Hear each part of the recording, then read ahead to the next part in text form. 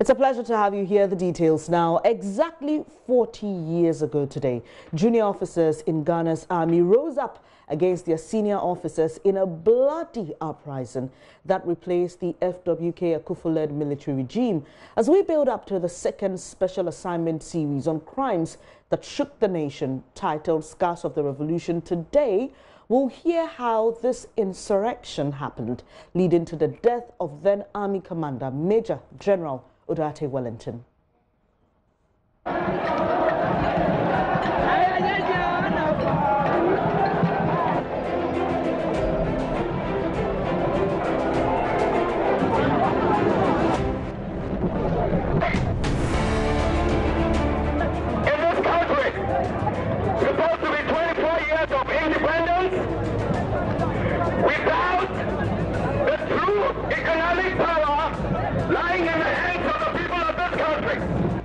On 15th May 1979, there was a mutiny in the Ghana Armed Forces.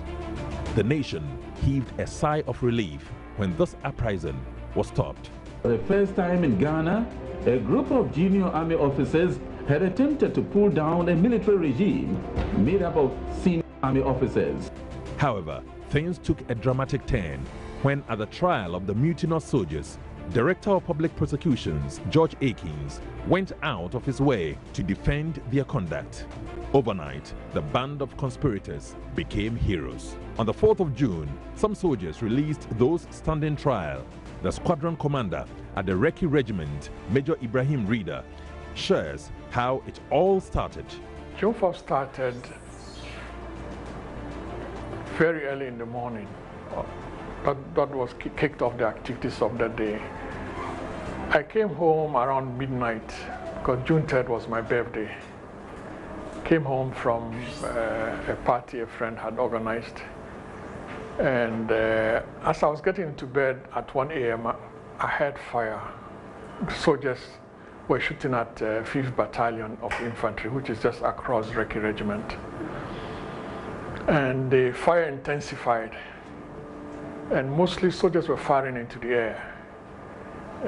There was no target they were firing at. They were just firing into the air. They were getting excited and rebellious and all that. Around 6 a.m., my commanding officer called me and said, get ready, I'm sending a vehicle to come and pick you up to the regiment.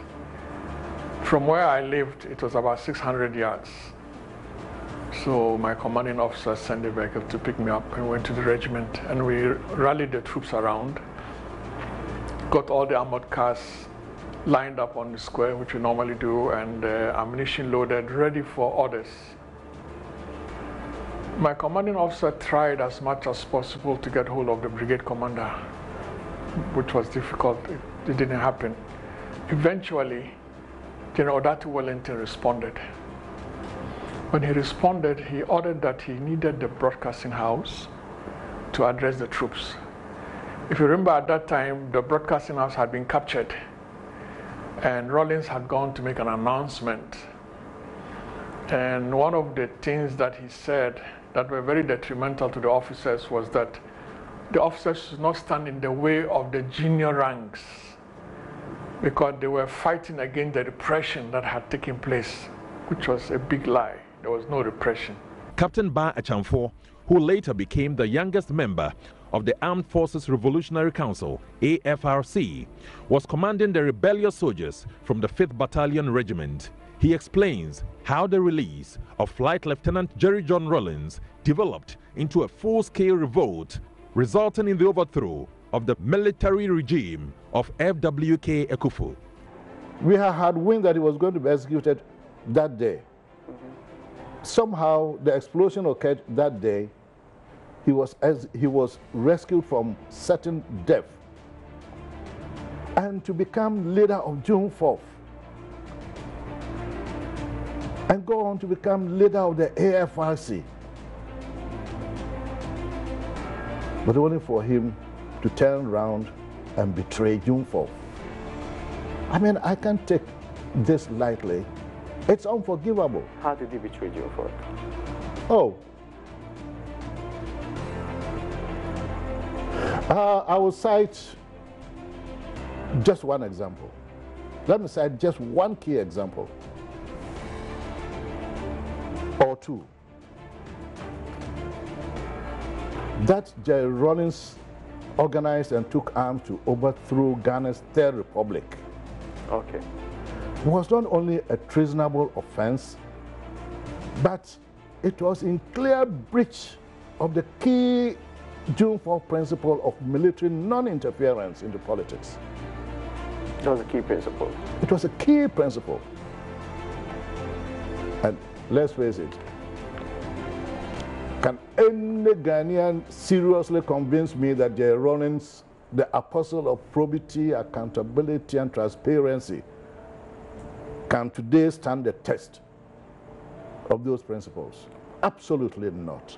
Head of government of the AFRC and mastermind of the uprising, Major Boachijan, explains why the military had to intervene.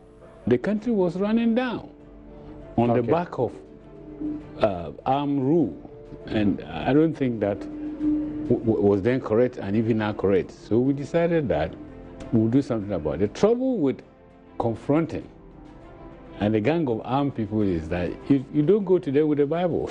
Major Reader reviews how the army commander at the time, Major General Neville Alexander Odartey Wellington, was killed later on that day. He never gave us orders to fire at anybody. Eventually, we all ended up at the police headquarters. The IGP was in office, Kwachi, and the Air Force, knowing that General Odartey Wellington was at the station, started flying over the station and threatening to bomb the place. And around about, it was close to 3 o'clock, he said, "Look, young man, I have to leave you here because your lives are in danger. These people may come and bomb the the police station, and it's all because of my presence here." We pleaded with him not to go. He says, "I will protect you." He said, no.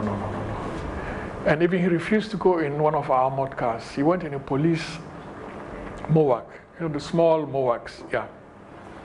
He got into one, and then as he was getting into it, he turned to me and said, "Rita, this is the end of the army." He said, "This is the end of the army," and he sat. That's the last we heard of him. And the police drove him to Nima police station. Unfortunately, there were a lot of civilians hanging around the police station. And as he got out of the armored cars to go into the office, he was seen. And some soldiers were summoned and told them there was a general hiding in there. They just got in there, they just opened fire at the office where he was in. And he was hit. He fell down, ordered his ADC to leave. And as he was lying down, dying, the normal way would have been for him to be given medical aid immediately. Instead, they opened fire on his body with a machine gun. They fired so much into his body that his flesh started shredding out. They literally shredded his body. Daughter of the late Major General, Esther Odartey Wellington, who was in boarding school at Achimota when her father died, disclosed the family went through a lot of pain and difficulty after the demise of their breadwinner. I was a teenager. I was writing my O-levels when I learned that my father had been killed. What impact did the execution of your father have on you? It was terrible. It was terrible. My father was very strong. Mm-hmm. He was a soldier's soldier. Mm-hmm. And it's very difficult to imagine him lying dead. It's weird, it's strange. Mm-hmm. But then reality sank in. Mm-hmm. I had to support my mother emotionally. I was the eldest of the siblings around. Mm-hmm. And it was just very difficult. Our whole lives, turned upside down. We've always lived in the barracks. I see. So home was in the barracks, but there was no home to come to because my mother had to leave. It was very dangerous, so she had to leave. Found herself with friends, you know. And the house was completely ransacked and looted and everything was taken away. One didn't go as far as one could have done. The AFRC regime, which held power from 4th June to 23rd September 1979, arrested and detained persons without trial, summarily executed others, and hounded many more into exile. The killing of the senior military officer and others marked a turning point in our history. So this is what happened 40 years ago when the June 4 uprising occurred. I've got Raymond Akwa there. He produced and put together that story. Raymond, thank you so much for joining us. So what are we really hoping to seek with the telling of the story? Okay, so 40 years down the line, I'm sure many might have heard of what's happened. Others, like yourself, who are below 40, surely would not know the details of what actually happened. For example, how did Major Odartey Wellington die? Was he killed at home? Was he, as you realize, he was killed at the Nima police station? Indeed, Major Ryder took time to take us through how that incident happened, how the commander of the army at the time had actually virtually come out to say that, no, I'm willing to surrender, and yet he was still shot and killed. What's interesting is that up to today, there is no record within the military cycles anywhere that suggests that these are people that killed him, but there were military officers that killed him at the time. What's also happened is that even though his body was reburied, and of course after some trouble and all of that, there isn't a single form of compensation given to family or anybody in that capacity to. That's also on record to have happened. So if we go back 40 years, right from the beginning, and of course this day is still being commemorated every single year.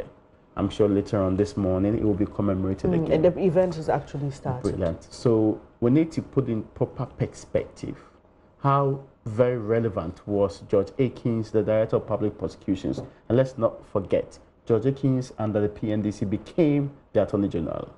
He was, of course, he was the one who was supposed to prosecute the mutinous military officers who tried May 15th and yet failed and were put before that particular court. The man who was supposed to prosecute them then became their spokesperson, said that they were people who were saving the state. It got so many people in this country supporting them, because it was virtually like the front of the government had broken down completely, and there are people within the government who felt that, as the military junta of F.W. Kakufu, who felt that even that grouping needed to be removed. Indeed, there are sentiments, and you've heard being expressed by people like Bafo. Specifically, you heard the Boachijan's claim that Ghanaians were fed up with military consistent occupation of power and their role in Ghanaian politics and wanted them cleared. Later on, and in the course of this month, on June 16th and on June 26th, I'm sure you know that June 16th, 2 more generals were killed.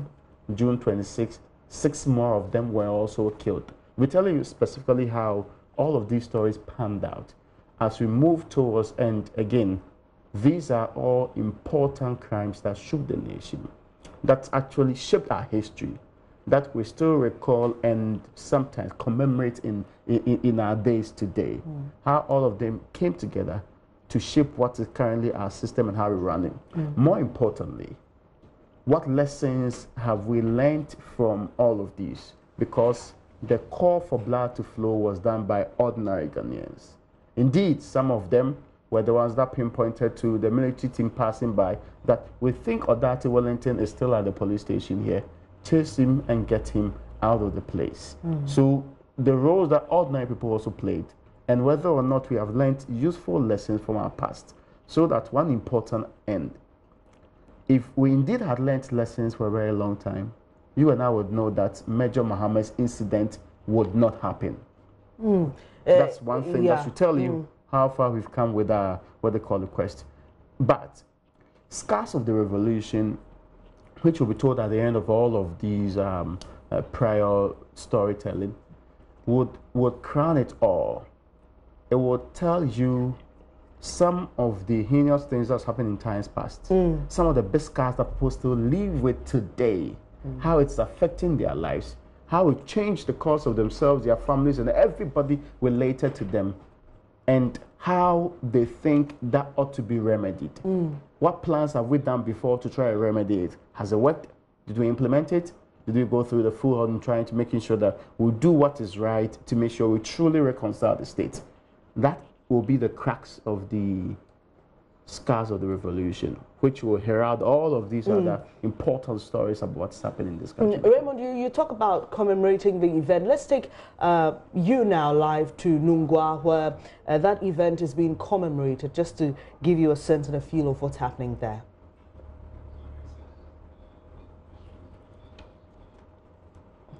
So all is set, as you can see.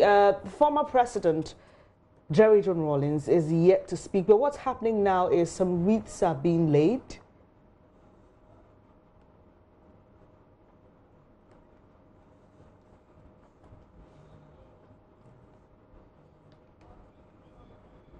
So Raymond, we're seeing some wreath laying over there, and already about 2 have been laid. Yeah. Apart from Major Odartey Wellington, yes. Who else? So to be fair, these risks might just be because 2 things happened. During June 4th, it was military against military. So the side that was actually rebelling against the established military government of FWK Akufo government lost people. These are the people they are more likely to be laying the wreath, not the ones who have died, like you were talking about. In fact, generally, and what we do generally is that we put them together, and actually we do so separately for them. For some time, it was not possible because of the history and who led and all the processes that we had to go through. But the indications here is that the military lost members who were part of, according to Boachijan and Co., trying to fix the system once and for all. Okay. And trying to fix the system actually meant that they're going against their own. If you heard Boachijan, he said that if you're going against your own military grouping and they're holding guns, you don't go holding the Bible with the hope that they will change their minds and join you. You have to engage in combat. If you also listen to Major Ryder clearly, Major Ryder, who was on the then FW Kakufu government side, who was actually in charge of a team at the Reki regiment, will tell you that, no, if they were asked to combat the mutineers, they would have won. One, they would have actually been totally in charge of the, what they call it, state by now. But the leadership, including Major Odartey Wellington, did not ask them to proceed to actually engage the other military people on the other side. Raymond, is there a reason Nungua was chosen for this year's event? Any significance, or it's just a random to be fair, I cannot connect it in any way to any of the events because, you see, what happened in June 4th was purely people engaging them first in the barracks, because the military government then had the barracks as its head office. So most of the important activities happened there, and also the castle.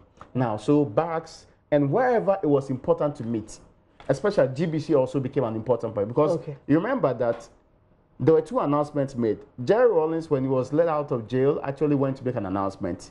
After Jerry Rawlings made his announcement, the Major General who was killed, Odartey Wellington, also went to the same broadcast now, that's GBC, to make an announcement to say that calm down, things are under control. We are in the position to speak to military men who have problems and fix it. Because the allegation they raised was that they were being repressed, as in junior officers against the older, perhaps bigger people who were in other positions. Thank you very much, Raymond Akwada. He produced that feature you just saw, detailing how Major Odartey Wellington was killed on June 4. We will be bringing you more stories because we know, as history puts it, that other people died on different days. This will all culminate in the second of our Crimes That Shook the Nation series, and that's Scars of the Revolution. Do stay with us here. We'll bring you more on that here on the channel.